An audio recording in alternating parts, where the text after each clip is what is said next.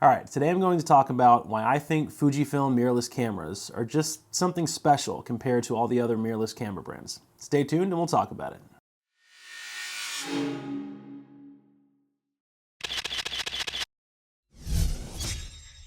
All right, hello and welcome back everyone. Eric Marks here, findingmiddleearth.com, and today we're going to talk about the Fujifilm mirrorless cameras. So before I go any further, I just want to take a second to stop and thank all of you for following my channel and my blog, because in the past 2 weeks, I know this is insane, in the past 2 weeks, I have gained 400 or over 400 subscribers now on my YouTube channel. In 2 weeks, it's insane. Ever since I've been posting stuff about the Fuji XT2, it seems like I've just gathered this crowd that's like, ooh, what? This guy's talking about Fuji with landscape photography? So I didn't know there was such a curiosity in that, because I was always so curious about Fujifilm cameras with landscape photos. So it's nice to see that there's a lot of you out there that are just as curious as I am. So we can all, kind of learn how they handle landscape and the outdoors together. So it's going to be a really fun community to build here off of this Fuji mirrorless curiosity.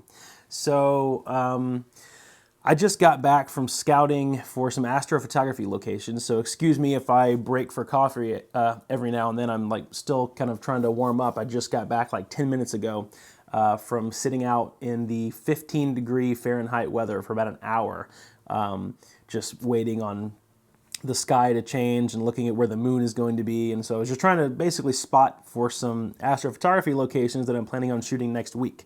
So you do have to scout your locations for those kind of things. Excuse me. So anyway, just wanted to let you know, if I do break for coffee, which I'm going to do right now, this isn't just a prop. I'm trying to warm myself up. So we are going to talk about why I think Fujifilm mirrorless cameras are just special compared to all the other cameras. So the biggest thing that I've noticed, because I've shot with this camera every day since I've had it now, and I've had it for, I don't know, I guess over a couple weeks, something like that. And I've shot with it every single day. I've already put easily 2,000 or 3,000 clicks on the shutter. And that's just because I've been testing everything I could possibly test. And the most impressive thing to me, and keep in mind, okay, because I know there's a lot of you techie geeks out there that are gonna, try to hit me for the technical version of what I'm trying to say, okay? And everything that I'm about to say, there's some technical fact behind it, but most of it is just my opinion and what I've noticed. So keep that in mind before you try to comment and, ding me for some technical thing, okay? Because I get that a lot from some of you guys will, want to know the tech reason behind what I'm saying, and a lot of it is just my opinion, right? If you show someone a black and white photo, they might think it looks terrible in black and white, but if you show someone the same photo in color, they might like it. So it's just, it's just difference in opinion. But what I'm about to say is that I think the Fujifilm cameras record light in a very different way than I've ever shot with any other camera. And yes, I don't know if there's any technical reason behind that. I just think they simply record light better than any camera I've ever seen. I don't know why. It's just the light looks so much more contrasty, and a lot of this can be the lenses too, okay? The Fujifilm lenses, the ones that I have specifically, I love the micro contrast in these lenses. I'll make another video on what micro contrast is, but it's basically, it highlights the cutoff between your blacks and your whites in your photo. So it's kind of the contrast, if you will, between your shadows and your highlights. And these lenses, the Fujinon lenses, just, encompass what contrast is supposed to be and micro contrast just perfectly. Right out of the camera, you could take the JPEG and publish it, and I would have no problem posting it on my blog. I just have fun post-processing, so I do it. So yeah, I think they record light just beautifully. But I will say that I've noticed that the high ISO, okay, which I've done an ISO test, by the way. If you do want to see the Fuji versus Nikon D810 ISO test that I did a few days ago, the link will be in the description. But what I've noticed at high ISOs with this camera is that it's not as good as most people make it out to be, okay? But I want to follow up with something very quickly on what I just said. So it's not as good as what people say it is, because so many people say, oh, you'll never even know it's a crop sensor. beats full frame. It kills every camera I've ever used. That's not true from a noise perspective. It still produces noise, okay? And it still produces grain. The difference is it doesn't produce a grain or a color noise that ruins detail. It still holds together the pixels very, very well, meaning I would feel comfortable printing an image up to about 6400 ISO on the Fuji camera. I probably wouldn't print a 6400 ISO image on my D810. Now, there's a lot of things that go into that. That's where it can get technical, right? The D810 has 36 megapixels versus 24, so those pixels are going to stand out a little more. The crop sensor grain is supposed to be a little finer than full frame, so there's a lot of technical things that we can throw into here. But these are just simple opinions that I have after using this camera, because this might help you. I love the way it records light. The ISO has just this beautiful grain, this very pleasing grain that is literally almost like just a film camera where I can print it and it just looks good. It's just detail. It's nothing more than detail with some grain in it. It doesn't ruin the detail. From what I can tell, even at 12,800, the color still holds together beautifully. There's almost no color noise whatsoever. As a matter of fact, if you look at the ISO test I did, I don't think I saw hardly any color noise, if any at all, at 12,800 under the tungsten lighting here in my office. So the high ISO, the noise that it produces is very pleasing, but it's not as good as a lot of people say it is, where they say, oh, it's completely noiseless at 25,600. That's not true. But I will tell you that the noise that it does produce is very pleasing and very fine grain that I would feel comfortable printing. And that's saying something, because I do a lot of printing and a lot of print sales. And if I say that I would be willing to deliver a 20 by 30 print at 6400 ISO, that's saying something. Which, by the way, I'm one day away from getting my 20 by 30 print in from my Fuji XT2. So I'm curious to see that and show you guys the results. Because I have made a couple of 13 by 19 prints here in my office, and they look phenomenal. So I'm curious to see kind of a big poster size print. Okay, so I've covered the way it records light, just the way it separates the highlights and the shadows. There's just something about it that's beautiful. And that has to do with the lenses too, like I said. The lenses, the Fuji 9 lenses have beautiful micro contrast. So that's one of those techie things, okay? But just trust me, the Fuji camera records light different than I've ever seen. And I've used Canon DSLRs, Sony Mirrorless, and Nikon DSLRs now. And I don't know how to explain it. The way it picks up the light is just the way that I kind of want it to be before I shoot it. Whenever photographers see light, and we see the way light brings out texture and pulls out detail in certain things, we kind of envision what the photo should be before we ever put the camera up to our head. And it's almost like the Fuji just delivers exactly that. I don't have to do much after the fact. It just kind of knows what I'm thinking, and it records the light exactly the way my brain is visualizing it. So it's just beautiful. So records light in a very just magical way. Beautiful grain at high ISO.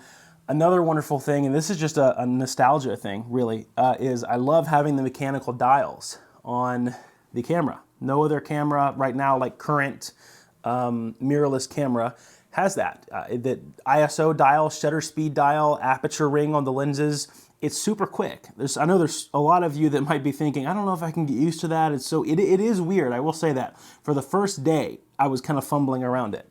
But now, I can change everything with my camera here, and that's how it should be. I should be able to change every single setting I want to with my camera right here.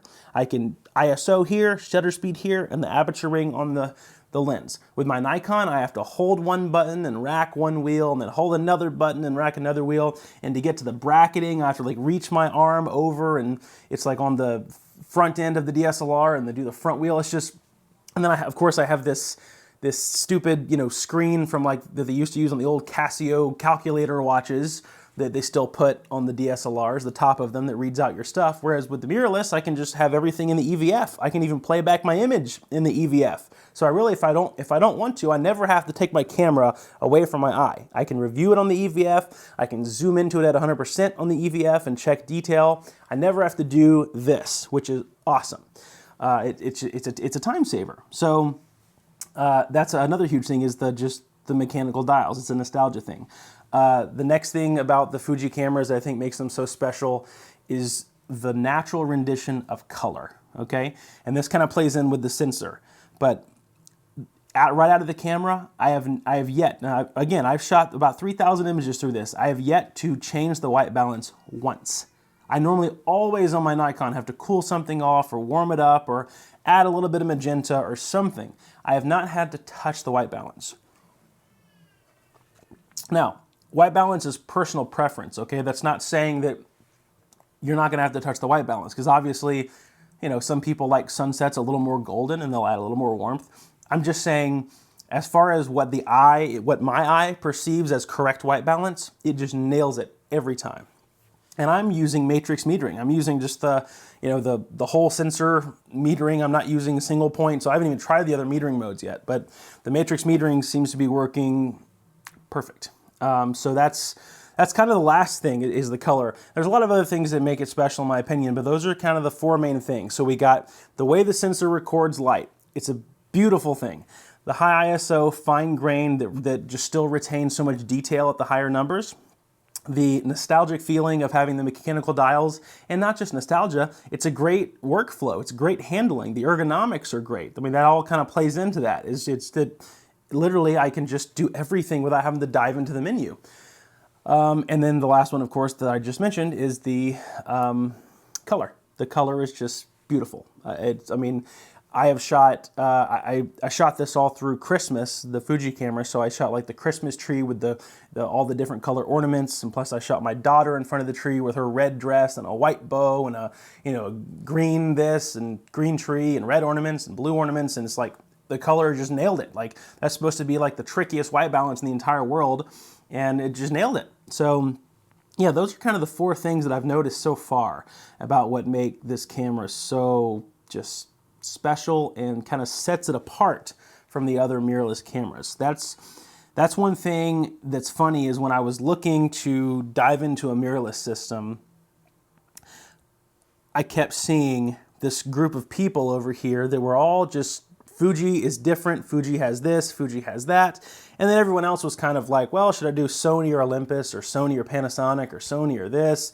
And tons of people go Sony, but it was almost like Fuji had its own little thing going on over here. And it always came back to that. Every time I was looking and doing research and reading reviews, it was always like these group of people saying, should I go with Sony versus this?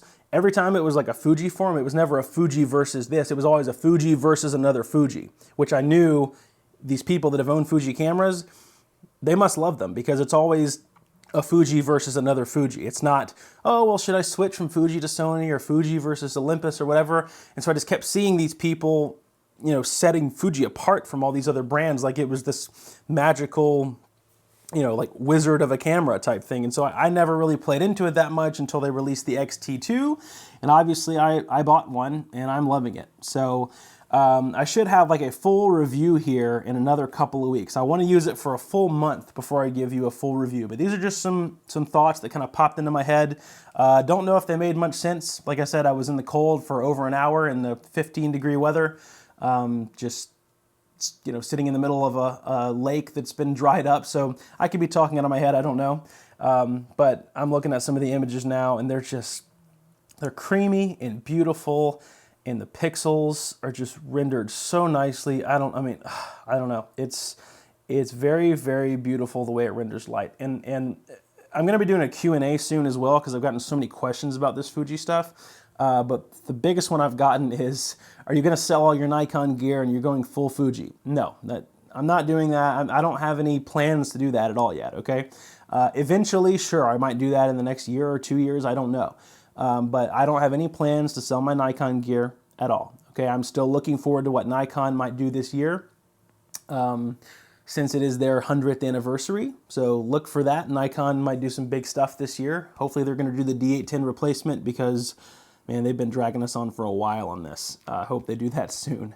But I'm not going to, if they do that, I'm not going to sell my Fuji or, ditch one brand. I like having two kits. It's kind of like two outfits. I have my DSLR kit when I need it, and I have my mirrorless kit when I need it. The cool thing so far, though, is that I haven't really had to take my Nikon out of the bag at all since I got my Fuji camera.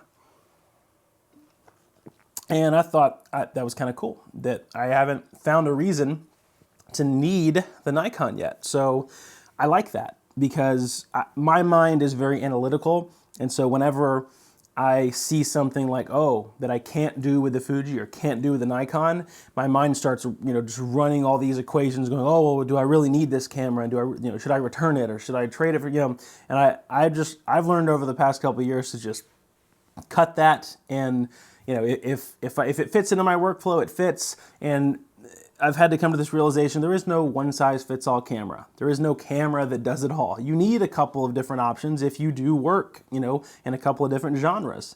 So, I'm loving both of them. There'll be a lot of vlogging and blogging coming from me soon, very soon. I'm taking the Fuji X-T2 to Disney World for a week. And I'm going to be using it every day. That's going to be my camera there.